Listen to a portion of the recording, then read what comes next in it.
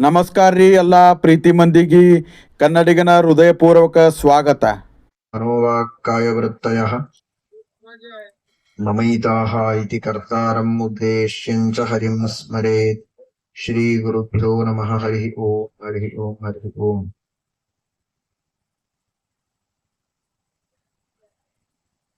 बुद्धिर्बलम् यशोधैर्यम् निर्भयत्वमरोगता अजाड्यम् वाक्पटुत्वम् च हनूमत्स्मरणात् भवेत्. सत्याभिज्ञकराब्जोत्थान् पञ्चाशद्वर्षपूजकान् सत्यप्रमोदतीर्थार्यान् नौमि न्यायसुधारतान्.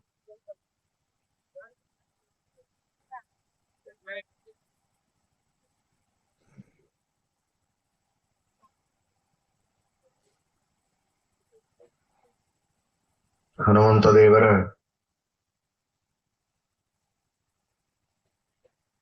ವಿಶೇಷವಾದ ಸನ್ನಿಧಾನ ಈ ದೇವಸ್ಥಾನದಲ್ಲಿರುವ ಹನುಮಂತ ದೇವರ ಪ್ರತಿಮೆಯಲ್ಲಿದೆ. ಹನುಮಂತ ದೇವರ ಪ್ರತಿಮೆಗಳನ್ನು ನಾವು ಸಂದರ್ಶನ ಮಾಡಿದಾಗ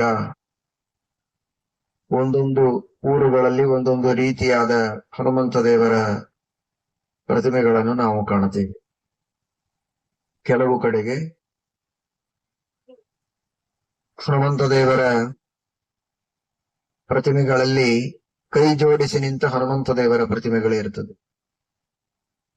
ಕೆಲವು ಕಡೆಗೆ ಗಂಧಮಾದನ ಪರ್ವತವನ್ನ ಎತ್ತಿದ ಹನುಮಂತ ದೇವರ ಪ್ರತಿಮೆ ಅಥವಾ ಚಿತ್ರಗಳಿರುತ್ತದೆ. ಇನ್ನು ಕೆಲವು ಕಡೆಗೆ ಹನುಮಂತ ದೇವರ ಚಿತ್ರವನ್ನು ನೋಡಿದಾಗ ತಮ್ಮ ಎದೆಯಲ್ಲಿ ಸೀತಾರಾಮರನ್ನ ತೋರಿಸುವಂತಹ ಪ್ರತಿಮೆ ಇರುತ್ತದೆ. ಇಲ್ಲಿ ನೋಡಿದರೆ ಕೈ ಎತ್ತಿ ಹೊಡೆಯುವಂತಹ, ಕಪಾಳಕ್ಕೆ ಹೊಡೆಯುವ ಚಿಹ್ನದಲ್ಲಿ ಹನುಮಂತ ದೇವರ ಪ್ರತಿಮೆಯನ್ನು ನಾವು ಕಾಣುತ್ತೇವೆ. ಕೆಲವು ಕಡೆಗೆ ರಾಮದೇವರ, ಸೀತಾದೇವಿಯ, ಲಕ್ಷ್ಮಣನ ನಿಂತ ಪ್ರತಿಮೆಗಳಿದ್ದರೆ ರಾಮದೇವರ ಪಾದದಲ್ಲಿ ಕುಳಿತು ರಾಮದೇವರ ಆಶೀರ್ವಾದವನ್ನ ತಮ್ಮ ತಲೆಯ ಮೇಲೆ ಸ್ವೀಕಾರ ಮಾಡ್ತಾ ರಾಮದೇವರ ಮುಂದೆ ಕೈ ಜೋಡಿಸಿ ತಲೆ ಬಗ್ಗಿಸಿ ಕುಳಿತಂತಹ ಪ್ರತಿಮೆಗಳು ಕೆಲವು ಕಡೆಗೆ. ನಮ್ಮ ಮಠದಲ್ಲಿ ಒಂದು ಅಪರೂಪದ ಪ್ರತಿಮೆ ಇದೆ. ರಾಮದೇವರ ಪೂಜೆಗಾಗಿ ಹೂವುಗಳನ್ನ ತೆಗೆದುಕೊಂಡು ಹೋಗುವುದಕ್ಕೆ ಕೈಯಲ್ಲಿ ಹೂವಿನ ಬುಟ್ಟಿ ಹಿಡಿದುಕೊಂಡಂತಹ ಪ್ರತಿಮೆ ಹೊಂದಿದೆ. ಪಂಚಮುಖಿ ಹನುಮಂತ ದೇವರ ಪ್ರತಿಮೆಗಳು ಇರುತ್ತದೆ. ಹೀಗೆ ನಾನಾ ತರಹದ ಹನುಮಂತ ದೇವರ ಪ್ರತಿಮೆಗಳನ್ನ, ಚಿತ್ರಗಳನ್ನ ಅಲ್ಲಲ್ಲಿ ನಾವು ಕಾಣುತ್ತೇವೆ. ಇನ್ನು ಕೆಲವು ಹನುಮಂತ ದೇವರ ಪ್ರತಿಮೆಗಳಲ್ಲಿ ಶಂಖಚಕ್ರ, ಗದಾ ಶಂಖಚಕ್ರಗಳನ್ನ ಧಾರಣ ಮಾಡಿ ಕೈಯಲ್ಲಿ ಜಪ ಮಾಡುತ್ತಾ ಧ್ಯಾನ ಮುದ್ರೆಯಲ್ಲಿ ಕುಳಿತ ಯೋಗ ಮುದ್ರೆಯಲ್ಲಿರುವಂತಹ ಹನುಮಂತ ದೇವರು. ಅಂತಹ ಪ್ರತಿಮೆ ಘಟಿಕಾಚಲದಲ್ಲಿದೆ. ತಮಿಳುನಾಡಿನೊಳಗಿರುವಂತಹ ಘಟಿಕಾಚಲ ಅಂತ ಒಂದು ಕ್ಷೇತ್ರ. ಗುಡ್ಡದ ಮೇಲೆ ಹನುಮಂತ ದೇವರು ಘಟಿಕಾಚಲದಿ ನಿಂತ ಅಂತ ದಾಸರು ಹಾಡಿದ್ದಾರೆ. ಅದು ಧ್ಯಾನ ಮಾಡುವ, ಜಪ ಮಾಡುವಂತಹ ಒಂದು ಭಂಗಿಯಲ್ಲಿ ಹನುಮಂತ ದೇವರಿದ್ದಾರೆ. ಹೀಗೆ ಹನುಮಂತ ದೇವರ ಅನೇಕ ವಿವಿಧವಾದ ಭಂಗಿಗಳನ್ನ, ಒಂದು ರೀತಿಗಳನ್ನ ನಾವು ಕಾಣುತ್ತೇವೆ. ಇದೆಲ್ಲವೂ ನಮಗೊಂದು ಸಂದೇಶವನ್ನ ಕೊಡುತ್ತದೆ.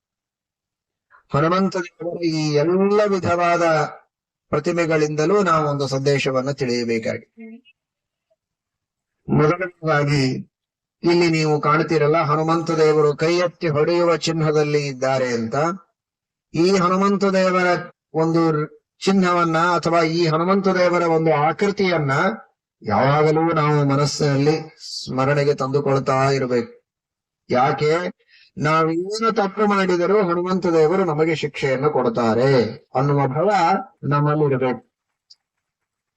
ಸುಳ್ಳು ಮಾತನಾಡುವಾಗ ಹನುಮಂತ ದೇವರ ಚಿತ್ರ ಕಣ್ಮುಂದ್ ಬರ್ಬೇಕಿಲ್ಲರ.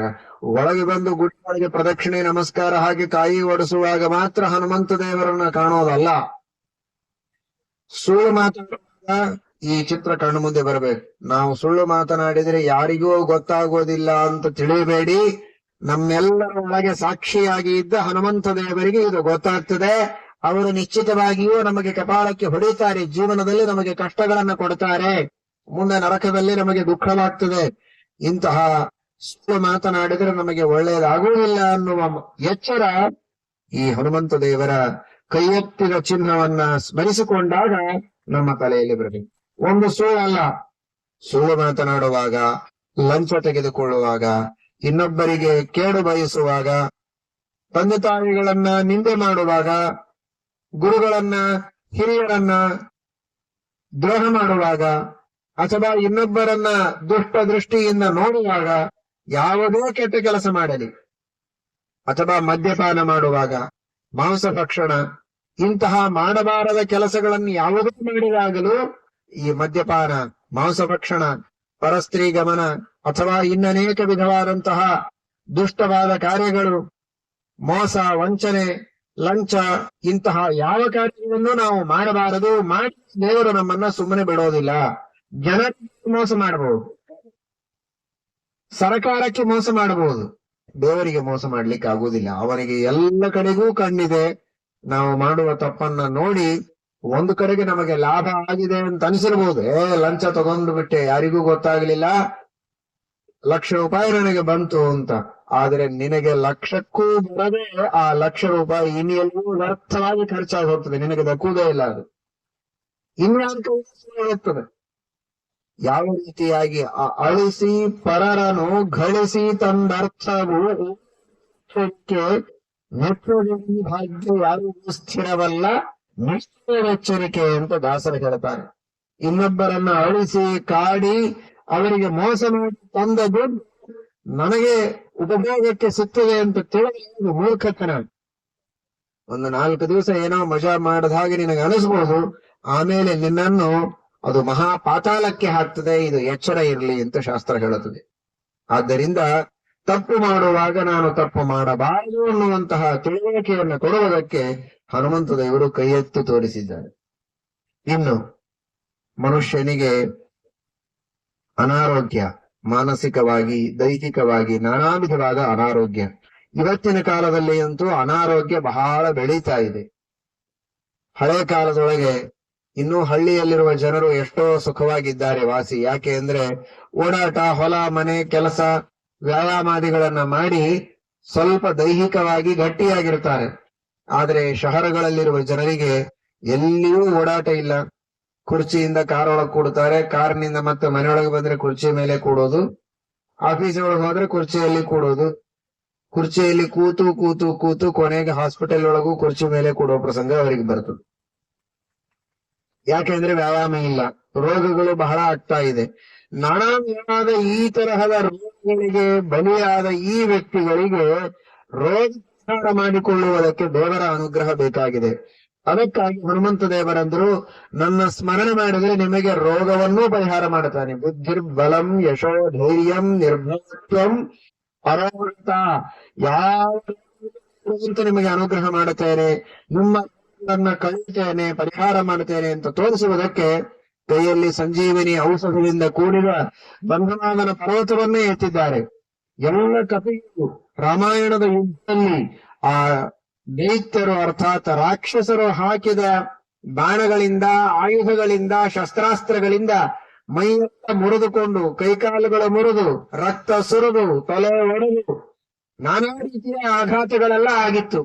ಯಾವ ಆಘಾತಗಳಿಗೂ ಬೇರೆ ಸಮಸ್ಯೆ ಇಲ್ಲದೆ ಇದ್ದಂತೆ ಒಂದೇ ಒಂದು ಚಿಕಿತ್ಸೆ ಹನುಮಂತ ದೇವರು ಮಾಡಿದ್ದು, ಗಂಧಮಾದನ ಪರ್ವತವನ್ನ ಎತ್ತಿ ತಂದು ಅದರ ನಾನಾ ವಿಧವಾದ ಗಿಡಮೂಲಿಕೆಗಳ ವಾಸನೆಯನ್ನ ತೋರಿಸಿದ್ದಷ್ಟೇ. ಆ ಎಲ್ಲ ಔಷಧಿಗಳ ಗಿಡಮೂಲಿಕೆಗಳ ವಾಸನೆ ಅವರಿಗೆ ಬಡದಿದ್ದಕ್ಕೇನೆ ಅವರೆಲ್ಲ ಎದ್ದು ಕುಳಿತಿದ್ದಾರೆ. ಅವರ ರೋಗಗಳೆಲ್ಲವೂ ಪರಿಹಾರ ಆಗಿದೆ. ಎಲ್ಲರೂ ಆರೋಗ್ಯವಂತರಾಗಿ ಮತ್ತೆ ಯುದ್ಧಕ್ಕೆ ಸಿದ್ಧರಾಗಿದ್ದಾರೆ. ಹಾಗೆ ನಮ್ಮ ಈ ಜೀವನವೆಂಬ ಯುದ್ಧದಲ್ಲಿ ನಾನಾ ವಿಧವಾದ ರೋಗಗಳಿಗೆ ಬಲಿಯಾಗಿ ನಾವು ಸಾಯ್ತಾ ಇರುವಾಗ ಆ ಎಲ್ಲ ರೋಗಗಳನ್ನ ಕಳೆದು ಮತ್ತೆ ಈ ಜೀವನ ಎಂಬ ಯುದ್ಧದಲ್ಲಿ ಸಶಕ್ತರಾಗಿ ನಾವು ಹೋರಾಟ ಮಾಡುವುದಕ್ಕೆ, ನಮಗೆ ಶಕ್ತಿಯನ್ನ ಕೊಡುವುದಕ್ಕೆ, ಧಾರ್ಮಿಕವಾದ ಯುದ್ಧವನ್ನ ಮಾಡುವುದಕ್ಕಾಗಿ, ನಮ್ಮೆಲ್ಲರನ್ನು ಸಬಲರನ್ನಾಗಿ ಮಾಡುವುದಕ್ಕೆ ನಾನು ಅನುಗ್ರಹ ಮಾಡುತ್ತೇನೆ ಅಂತ ತೋರಿಸುವುದಕ್ಕಾಗಿ ಹನುಮಂತ ದೇವರು ಗಂಧಮಾದನ ಪರ್ವತವನ್ನ ಎತ್ತಿ ನಮ್ಮೆಲ್ಲರಿಗೆ ಆರೋಗ್ಯವನ್ನ ನೀಡುತ್ತೇನೆ ಎಂಬ ಭರವಸೆಯನ್ನ ಕೊಡುತ್ತಾರೆ.